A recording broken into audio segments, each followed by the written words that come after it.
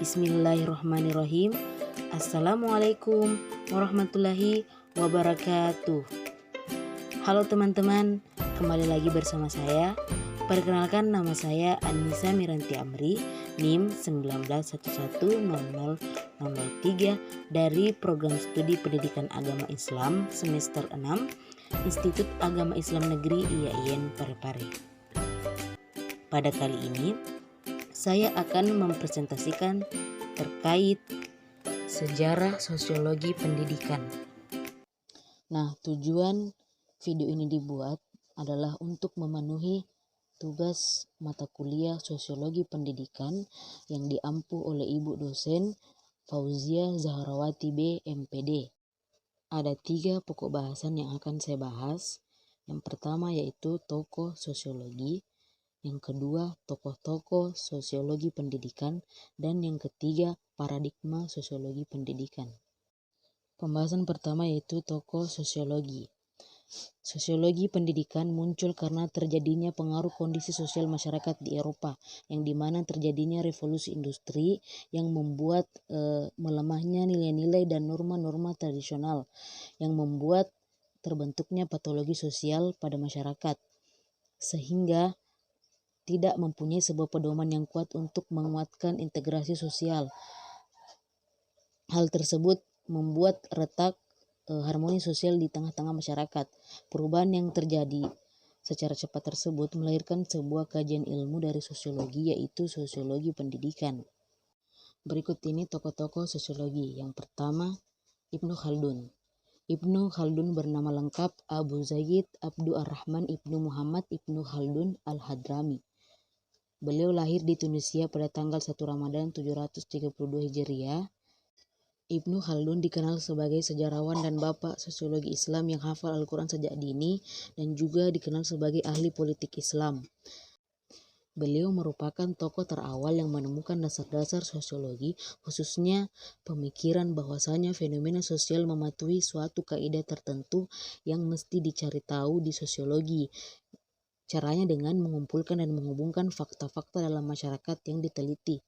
Kaidah ini bekerja secara struktural sehingga tidak dapat diubah lantaran tindakan individu. Ibnu Khaldun wafat di Kairo, Mesir pada saat bulan Ramadan, tepatnya pada tanggal 25 Ramadan 808 Hijriah atau 19 Maret 1406 Masehi. Yang kedua yaitu Auguste Comte. Auguste Comte memiliki nama panjang Isidore Mere Auguste François Xavier Comte, yang lahir pada tanggal 17 Januari 1798 di Montpellier, Paris. Beliau merupakan ilmuwan asal Prancis yang mendapat julukan sebagai bapak sosiologi. Comte dikenal sebagai bapak positif yang berideologi positivisme, di mana berkeyakinan bahwasanya masyarakat dapat dipahami sesuai dengan hukum ilmu alam. Nah, Comte sebagai orang yang pertama kali mencetuskan istilah sosiologi pada tahun 1839 sebagai ilmu modern. Selanjutnya yaitu Herbert Spencer. Tokoh filsuf sosiologi ini lahir di Inggris pada tanggal 27 April 1820. Beliau memiliki minat yang tinggi dalam sosiologi, sehingga beliau mempekerjakan peneliti untuk membaca dan meneliti sumber-sumber budaya, etnografi, dan sumber sejarah, dan mengaturnya sesuai dengan apa yang dia rencanakan. Hasil dari usaha ini dia terbitkan dengan judul The Descriptive Sociology. Kemudian pada tahun 1896 beliau dinobatkan sebagai seorang filsuf dan ilmuwan yang terhormat. Beliau meninggal di usia 83 tahun pada tahun 1903. Yang terakhir yaitu Émile Durkheim. Beliau lahir pada tahun 1858 di kota Epinal di dekat daerah timur laut Prancis. Durkheim memiliki perhatian yang sangat besar terhadap masalah dan struktur-struktur sosial serta ingin melepaskannya dari institusi, karena pribadi yang tidak cocok dengan aturan dan norma-norma. Setelah Emil belajar di Jerman untuk mendalami psikologi bersama Wilhelm Wundt, dikala itu setelah menjadi direktur ilmu pendidikan dan sosiologi, dia memandang bahwasanya pendidikan itu sebagai suatu social thing, bahwa masyarakat secara keseluruhan beserta masing-masing lingkungan sosial di dalamnya merupakan penentu cita-cita yang dilaksanakan lembaga pendidikan. Kemudian beliau menikahi Louise Dreyfus. Nah, setelah itu mereka dikaruniai 2 orang anak, dan anak tersebut diangkat sebagai profesor di Universitas Bordeaux yang memberinya posisi baru bagi ilmu sosial dan pendidikan, terutama dalam riset sosialnya. Durkheim wafat pada saat memaksakan dirinya menulis terus-menerus hingga terserang stroke sebulan setelah anaknya meninggal di usia 56 tahun. Kemudian masuk ke pembahasan kedua, yaitu tokoh-tokoh sosiologi pendidikan. Sejarah berdirinya sosiologi pendidikan tidak terlepas dari peran para tokoh-tokoh berikut ini. Yang pertama, Lester Frank Ward. Nah, beliau adalah salah seorang pelopor sosiologi di Amerika Serikat yang dianggap juga sebagai pencetus gagasan tentang lahirnya sosiologi pendidikan.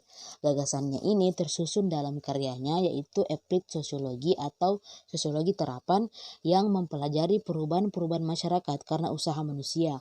Menurut Lester, kekuatan dinamis dalam gejala sosial adalah perasaan yang terdiri dari beberapa keinginan dan beberapa kepentingan manusia. Ini terjadi karena adanya interaksi, kemudian berubah menjadi kekuatan. Kekuatan ini menggerakkan kecakapan-kecakapan manusia dalam memenuhi kebutuhannya. Pemikiran beliau terhadap sosiologi pendidikan adalah tentang evolusi sosial, di mana evolusi sosial adalah perkembangan masyarakat secara gradual yang menunjukkan proses perubahan yang terjadi dalam dinamika kehidupan sehari-hari dalam tiap masyarakat. Misalnya, adat serta peraturan diubah sesuai dengan desakan keperluan baru dari individu-individu dalam masyarakat. Selanjutnya yaitu John Dewey. Nah, sebelumnya kita telah membahas Lester Frank Ward, di mana gagasannya itu dikembangkan kembali oleh John Dewey. John Dewey adalah seorang tokoh pragmatisme, ahli pendidikan, dan sekaligus pelopor sosiologi pendidikan. Beliau memiliki karya yang terkenal yang berjudul School and Society yang terbit pada tahun 1899, di mana dijelaskan bahwasanya sekolah sebagai institusi sosial. Dia memandang bahwasanya hubungan antara lembaga pendidikan dan masyarakat itu sangat penting. Nah, dikutip dari bukunya yaitu Democracy and Education, disebutkan bahwa Dewey elaborated upon his theory that school reflect the community and be pattern after it, so that when children graduate from school, they will be properly adjusted to assume their place in society. Nah, dari kutipan tersebut dipahami bahwasanya pendidikan itu harus mampu membekali anak didik sesuai dengan kebutuhan yang ada pada lingkungan sosialnya, sehingga apabila anak didik tersebut telah lulus dari lembaga sekolahnya, ia bisa beradaptasi dengan lingkungan tempat tinggalnya. Selanjutnya yaitu Emile Durkheim. Emile Durkheim adalah salah seorang tokoh penting dalam perkembangan sosiologi pendidikan itu sendiri, terutama pandangannya terhadap pendidikan sebagai suatu social thing atau ikhtiar sosial. Atas dasar pandangan ini, beliau mengatakan bahwa pendidikan itu bukanlah hanya satu bentuk, baik dalam artian ideal maupun aktual, tetapi bermacam-macam. Keragaman bentuk yang dimaksud sebenarnya mengikuti banyaknya perbedaan lingkungan di masyarakat sendiri. Nah, teori pemikiran Durkheim itu terangkum dalam konsep solidaritas sosial, yang mana ada terbagi dua, yaitu solidaritas mekanik dan solidaritas organik. Solidaritas mekanik itu merujuk kepada totalitas kepercayaan dan sentimen bersama yang rata-rata ada pada warga masyarakat. Lalu kalau solidaritas organik itu didasarkan pada tingkat saling ketergantungan yang tinggi. Selanjutnya yaitu Karl Mannheim. Nah, Karl Mannheim sebagai sosiolog yang memasuki dan menekuni dunia pendidikan memandang bahwa pendidikan itu adalah sebagai salah satu elemen dinamis dalam sosiologi. Ia menyatakan bahwa ahli sosiologi tidak memandang pendidikan semata-mata sebagai alat merealisasikan cita-cita abstrak suatu kebudayaan atau sebagai alat transfer keahlian teknis, akan tetapi sebagai suatu bagian dalam proses mempengaruhi manusia. Nah, pemikiran sosiologi oleh Mannheim ini dikenal dengan sebutan sosiologi pengetahuan, yaitu sosiologi yang mengkaji hubungan masyarakat dengan pengetahuan. Yang terakhir yaitu George Payne. Beliau disebut sebagai Bapak Sosiologi Pendidikan. Mengemukakan yang dimaksud dengan sosiologi pendidikan adalah aspek-aspek atau prinsip-prinsip sosiologis di dalam lembaga-lembaga, kelompok-kelompok sosial, proses sosial, terdapat apa yang dinamakan hubungan-hubungan sosial, di mana dengan interaksi sosial itu, individu memperoleh dan mengorganisir pengalaman-pengalamannya. Pembahasan yang terakhir yaitu paradigma sosial pendidikan. Yang pertama, fakta sosial. Paradigma fakta sosial berasumsi bahwa individu akan senantiasa tunduk total terhadap struktur dan atau fakta sosial non-material. Individu tidak akan berdaya terhadap fakta sosial yang terus mengatur dalam aktivitas sosialnya sehari-hari. Karena itu, individu tidak akan mampu menjadi agen atau mengkonstruksi ulang terhadap struktur yang mengekangnya. Cara penjelasan fenomena pendidikan dari paradigma fakta sosial seperti itu mengikuti model penjelasan dari Durkheim ketika menjelaskan fenomena bunuh diri, yang dimana kasus bunuh diri itu tidak akan mencari penyebab dari aspek psikologisnya, seperti misalnya karena putus cinta atau terbelit hutang, akan tetapi akan mencari penyebab dari fakta sosial non material yang mengendalikan komunitas yang memiliki karakter struktur dan kultur yang berbeda. Selanjutnya definisi sosial, yaitu respon ketidakpuasan terhadap asumsi yang dibangun dalam paradigma fakta sosial. Nah, tokoh utama yang sering dirujuk dalam paradigma ini adalah karya dari Max Weber dan pengikutnya. Terdapat argumen yang berbeda secara diametral yang dirumuskan oleh paradigma definisi sosial. Jika dalam paradigma fakta sosial individu tunduk total terhadap struktur, argumen paradigma definisi sosial justru sebaliknya. Individu adalah makhluk kreatif yang mampu atau setidaknya berpotensi menawar dan bernegosiasi dengan struktur sosial pengekangnya.